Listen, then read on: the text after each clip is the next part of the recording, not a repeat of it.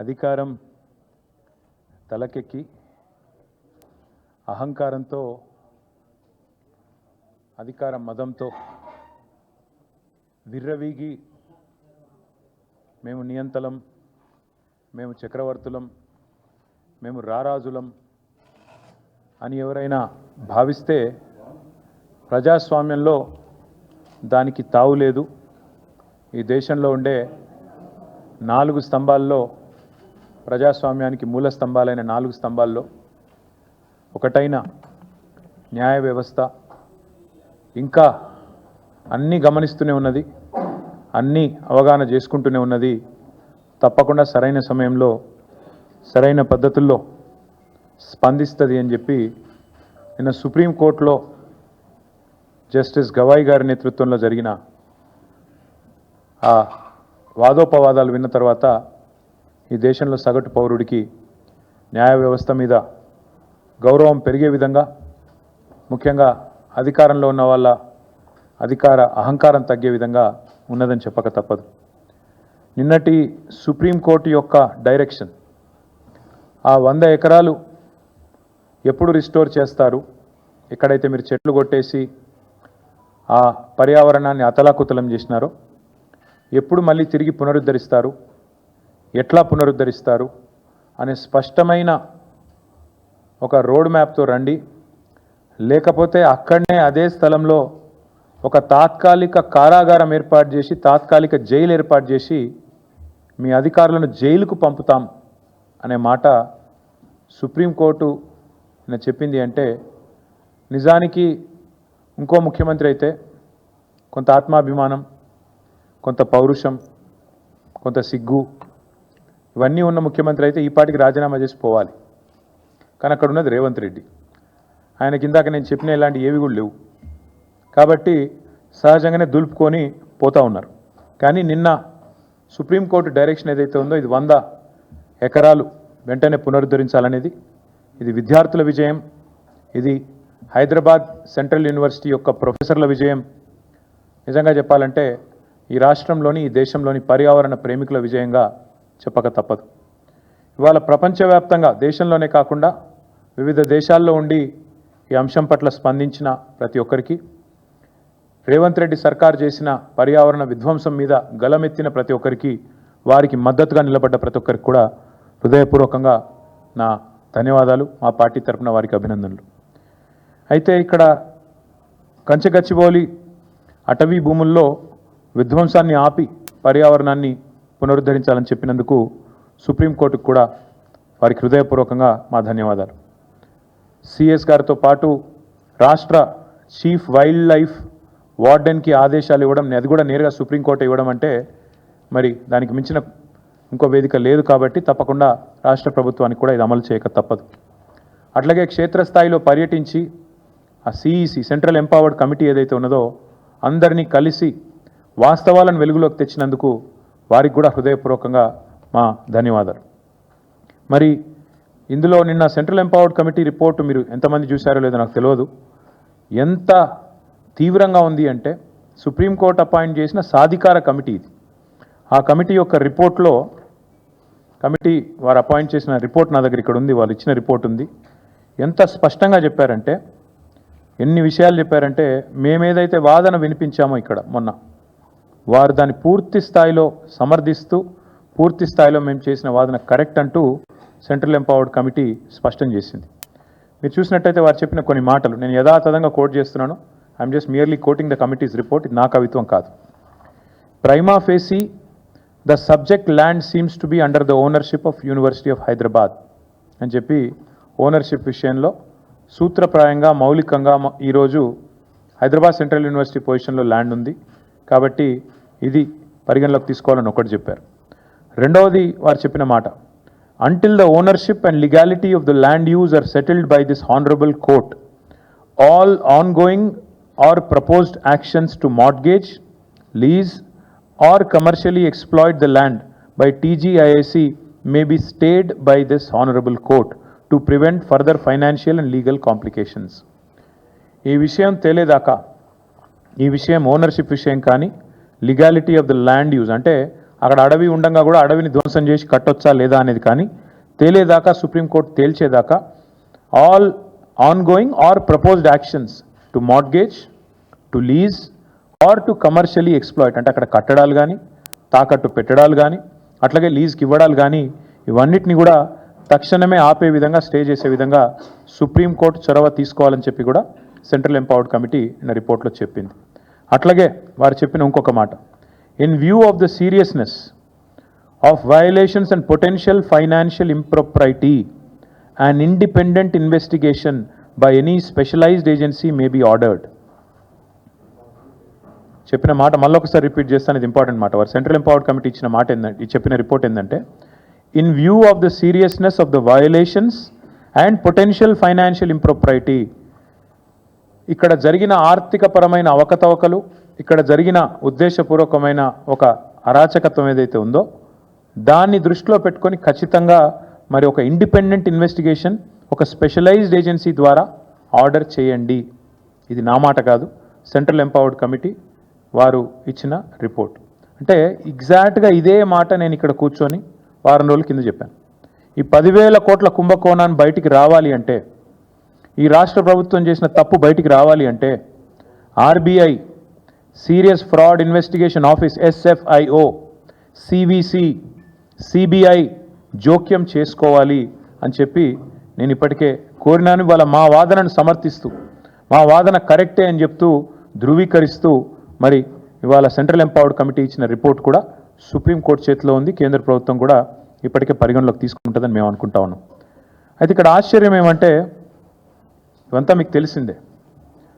మోడీ గారు నిన్ననో మొన్ననో ఎక్కడనో ఒక దగ్గర హర్యానాలో మాట్లాడినారు. మోడీ గారిది ఎట్లుందంటే ఒక యాన్యువల్ సైకిల్ లెక్కున్నట్టుంది. సంవత్సరానికి ఒకసారి మాట్లాడతాడు.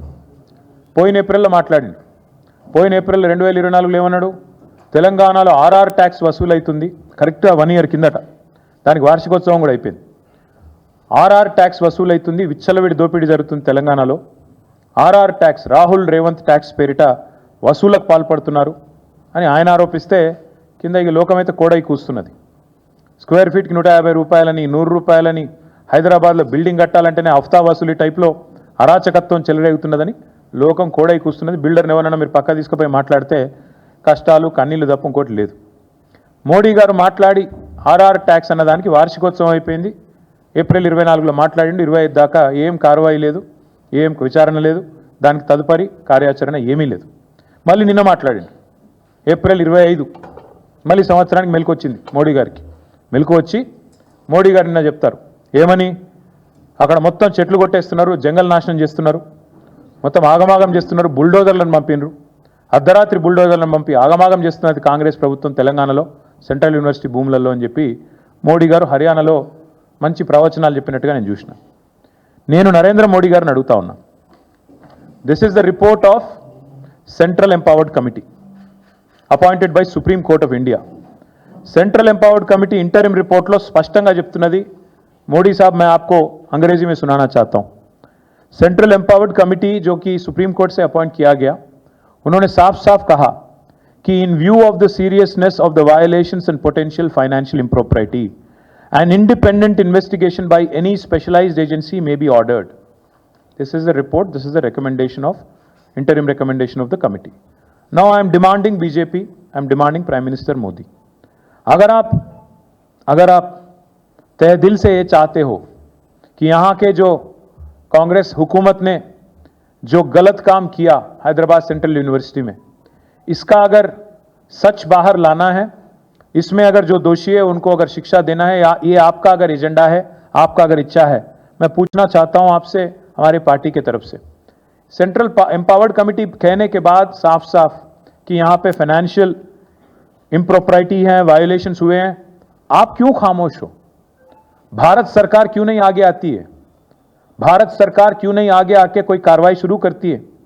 हमने तो चिट्ठी लिख दी पूरे डिटेल्स के साथ साथ, हर किसी को हमने चिट्ठी लिखी.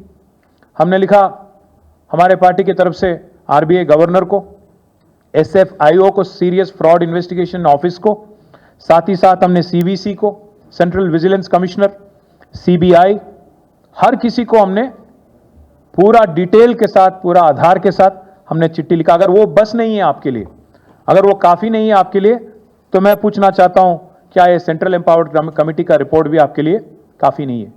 अगर मोदी जी और बीजेपी लीडर कार्रवाई नहीं शुरू करते हैं और इमीडिएटली अगर इस बारे में कोई कार्रवाई नहीं शुरू करते हैं और एक्शन इमीडिएटली स्टार्ट नहीं करते हैं, हमें तो और तेलंगाना जनता को ये मानना पड़ेगा कि आप बातों वाले पार्टी है, काम तो कुछ करते नहीं हो। आपने अप्रैल 2024 में भी काफ़ी कुछ कहा, कुछ किया तो नहीं। आरआर टैक्स आपने कहा, कुछ हुआ नहीं। 25 में भी फिर एक बार आप कह रहे हो हमारे साथ हमदर्दी जता रहे हो, क्यों नहीं आगे आते हो, क्यों नहीं जांच शुरू कराते हो?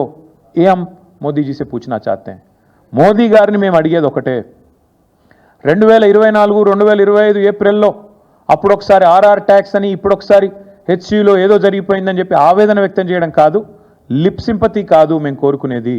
మీరు నిజంగానే చిత్తశుద్ధిగా ఉంటే పర్యావరణం విషయంలో, ఈ పర్యావరణాన్ని కాపాడే విషయంలో వెంటనే సెంట్రల్ ఎంపవర్డ్ కమిటీ చెప్పినట్టుగా ఇండిపెండెంట్ ఇన్వెస్టిగేషన్, ఒక సుప్రీంకోర్టు జడ్జిని వేయండి, ఒక సుప్రీంకోర్టు జడ్జిని అపాయింట్ చేయండి.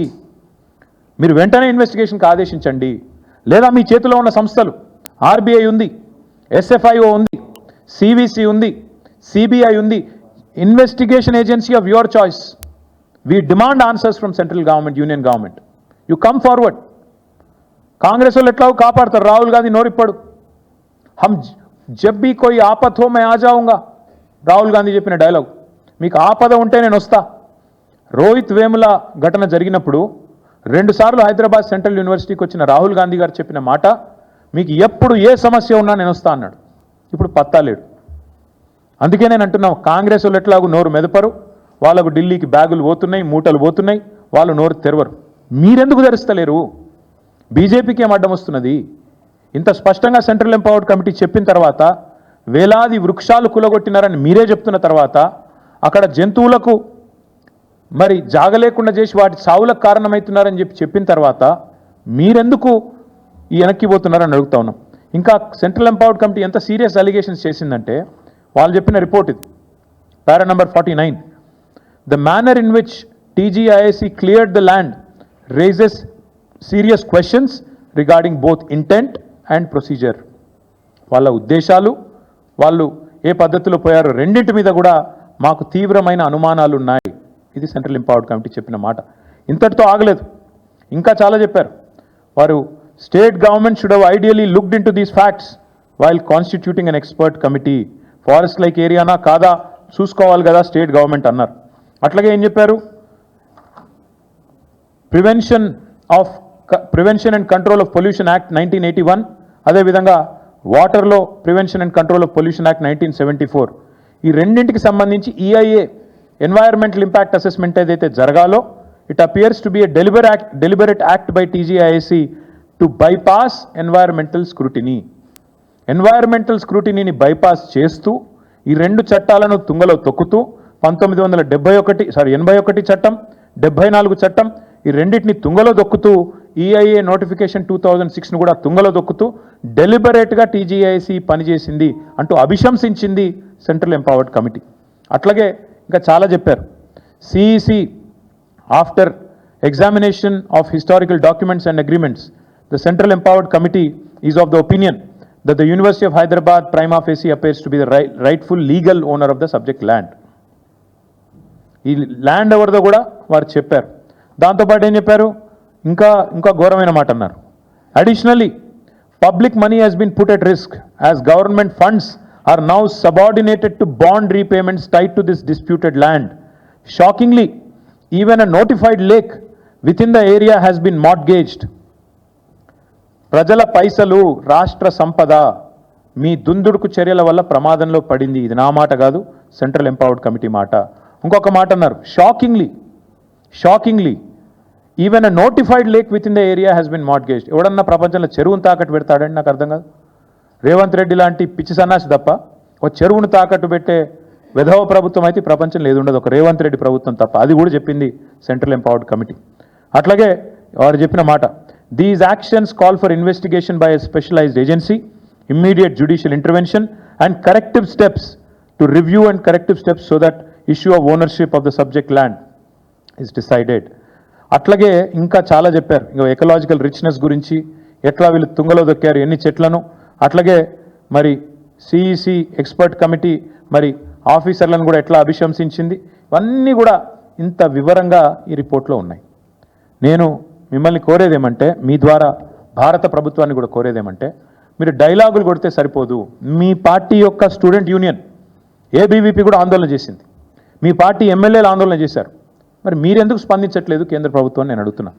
ఎందుకు రేవంత్ రెడ్డి గారి ప్రభుత్వాన్ని కాపాడే విషయంలో ఇంత ఆరాటపడుతున్నారని నేను అడుగుతా ఉన్నా. ఇక ముఖ్యమంత్రి గారి గురించి అయితే చెప్పాల్సిన అవసరం లేదు. ఆడ జింకలే లేవు, గుంటనక్కలు ఉన్నాయన్నారు. ఇవాళ గుంటనక్క ఎవరో సుప్రీంకోర్టు చెప్పింది. నిన్నటిదాకా ప్రచారం చేశారు, ఏఐ జనరేటెడ్ వీడియోలు అని చెప్పి కేసులు కూడా పెట్టారు. ఆఖరికి ఇంత మూర్ఖపు ప్రభుత్వం అంటే రీట్వీట్ చేస్తే కూడా కేసు పెట్టారు ఏఐ జనరేటెడ్ వీడియోలని. అరే నేను అడుగుతా ఉన్నా, మరి నిన్న గవాయి గారు అన్నారు అది ఏఐ జనరేటెడ్ కాదు, మన్ను కాదు, మేము చూసినాం వీడియోలు, ఆ మూగజీవుల ఆర్తనాదాలు విన్నాం. మరి గవాయి గారి మీద కూడా కేసు పెడతావా? పెడతాడేమో రేవంత్ రెడ్డి, పెట్టినా పెడతాడు. అంటే ఎంత మూర్ఖపు ప్రభుత్వం అంటే, ఇవాళ ఆడ చచ్చిపోతున్న జింకలు లేవంటాడు, గుంటనక్కలు ఉన్నాయంటాడు. ఇంకా దారుణం, అక్కడ మొత్తంగా అన్నిటికన్నా దారుణమైన విషయం, ఇవాళ చేయాల్సిందంతా ముఖ్యమంత్రి చేస్తాడు. ఈ దూకుడంతా ముఖ్యమంత్రిదే, ఆ పైసల వేట ముఖ్యమంత్రిది, మూటల వేట ముఖ్యమంత్రిది. కానీ బలి పశువులు అవుతున్నది ఎవరు? చీఫ్ సెక్రటరీ గారు, అధికారులు. అందుకే మేము అధికారులకు కూడా చెప్తున్నాం, జాగ్రత్తగా ఉండండి. ఇవాళ ఐఏఎస్ అధికారుల వంతు, ఫారెస్ట్ అధికారుల వంతు అయింది. నేను పోలీస్ అధికారులకు కూడా చెప్తా ఉన్నా, ఇష్టం వచ్చిన కేసులు పెడుతున్నారు. రేవంత్ రెడ్డి ప్రైవేట్ సైన్యంలాగా పనిచేస్తూ ఉన్నారు కొంతమంది, అందరిని అనను, కొంతమంది. ఆ కొంతమందికి నేను చెప్తున్నా, మిమ్మల్ని కూడా వదిలిపెట్టాం, మీ మీద కూడా సుప్రీంకోర్టుకు పోతాం. ఇష్టానుసారం చెలరేగిపోయి అడ్డమైన కేసులు పెడుతున్న పోలీస్ అధికారులు ఎవరైతే ఉన్నారో ఆ కొంతమందికి నేను చెప్తా ఉన్నా, అందరినీ కాదు, అందరూ ఉలిక్కిపడాల్సిన అవసరం లేదు. ఎవరైతే రేవంత్ రెడ్డి ప్రైవేట్ ముఠాలాగా పనిచేస్తున్నారో వాళ్ళకి నేను చెప్తున్నా, మీరు కూడా సుప్రీంకోర్టుకు పోయి మేము మిమ్మల్ని కూడా బయట పెడితే మీరు కూడా ఊచలు లెక్క పెట్టాల్సి వస్తుంది. మీరు కూడా సుప్రీంకోర్టుతో తలవాచి తిట్లు తినాల్సి వస్తుంది. మీకు కూడా ఇగో వీళ్ళకి పట్టిన గతే మీకు కూడా పడుతుంది. జాగ్రత్తగా ఉండండి. ఖచ్చితంగా పోతాం. ఇప్పటికే రీట్వీట్లు చేస్తే కేసులు, దానికి కూడా కేసు పెడతారండి. ప్రపంచంలో ఎక్కడ చూడలేదు ఇది. అంటే ఇంత మూర్ఖంగా మరి ఈ ప్రభుత్వం చేస్తున్న వ్యవహారాన్ని ఇవాళ సుప్రీంకోర్టు ఏదైతే ఎండగట్టిందో వారికి అభినందనలు తెలియజేస్తూ మరి మేము కూడా ఎదురు చూస్తాం. ఇవాళ 17వ తారీఖు నెలాఖరు దాకా చూస్తాం. ఎందుకంటే మోడీ గారి ప్రభుత్వం నిజంగా వారు ఏమైనా చెప్పేది నిజమా కాదా, బీజేపీకి ఏమైనా చిత్తశుద్ధి ఉన్నదా లేదా చూస్తాం.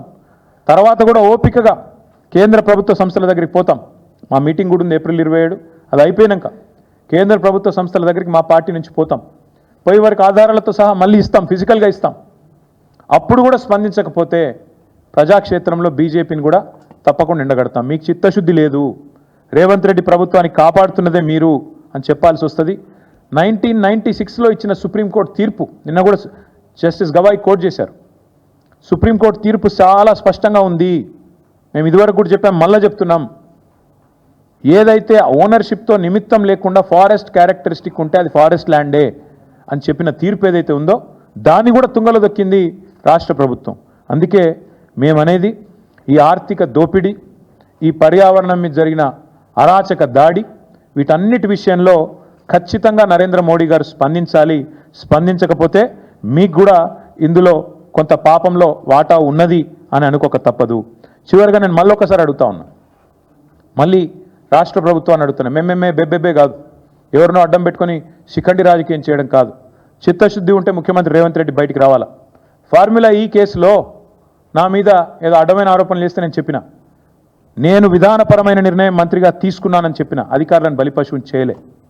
ఐఏఎస్ అధికారులను వాళ్ళను వీళ్ళను ముంగట దోసేసి నేను వెనకకు తప్పుకోలే. ఎస్, ఏమైనా ఆ విధానపరమైన నిర్ణయం విషయంలో మీకేమైనా అభ్యంతరం ఉంటే దానికి బాధ్యత నేను తీసుకుంటా అని చెప్పి ఇప్పుడు కూడా చెప్తున్నా. రాజకీయం అంటే అట్లా చేయాలి, అంతేగాని మంచి జరిగితే నాది, చెడు జరిగితే అధికారులది అని ముందు పెట్టి వాళ్ళని బలిపశువులను చేసే కుసంస్కారం మా పార్టీకి లేదు. ఇవాళ నేను రేవంత్ రెడ్డిని అడుగుతా ఉన్నా, నువ్వు చెప్పు, బయటికి రా. ఇప్పటిదాకా నోరు విప్పలే. 400 ఎకరాల భూమిని, నీది కాని భూమిని టీజీఐఏసీ తాకట్టు పెట్టి 10,000 కోట్ల అప్పు తీసుకోవడం తప్పు కాదా? నంబర్ 1. యాజమాన్య హక్కులు లేకుండా ఆర్థిక సంస్థలను, బ్యాంకులను మోసం చేయడం నేరం కాదా? నేను అడుగుతా ఉన్నా. ఆర్థిక సంస్థలను మోసం చేసిన ముఖ్యమంత్రిని, టీజీఐఏసీ సంస్థను విచారించకపోతే మోడీ గారి తప్పు కాదా, కేంద్ర ప్రభుత్వ తప్పు కాదా? సెంట్రల్ ఎంపవర్డ్ కమిటీ రిపోర్ట్ ఇంత స్పష్టంగా ఉన్న తర్వాత కూడా కేంద్ర ప్రభుత్వం యాక్ట్ చేయకపోతే కేంద్ర ప్రభుత్వం కూడా ఇందులో కంప్లిసిట్ కాదా? ఇందులో వారికి కూడా వాటా ఉందని అనుకోవడం తప్పు అవుతుందా?